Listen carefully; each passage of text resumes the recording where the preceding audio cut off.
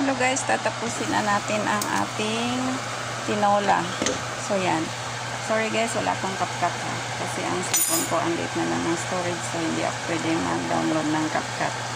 So putol-putol na lang video natin. So luto na ang manok at saka yung sayote guys. Timplado na rin yan sa Knorr chicken cubes, asin at saka patis. So, ilagay na natin ang dahon ng sili na napaka-green dahil produkto ito ng hydroponics. Ayan guys, so, deep green ang kulay. Yan. Ang daming tanim doon sa kabilang unit. Naka-aircon siya kapag araw, paggabi naman naka-electric fan siya. Pero, may mga hours din na ang ilaw doon hindi pinapatay. So, kaya deep green ang kulay ng mga tanim doon, mostly itong ang bilis tumubo na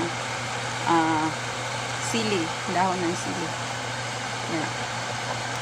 I don't know if this is bell pepper o yung sili na ginagawa natin pang yung tinatawag na labuyo.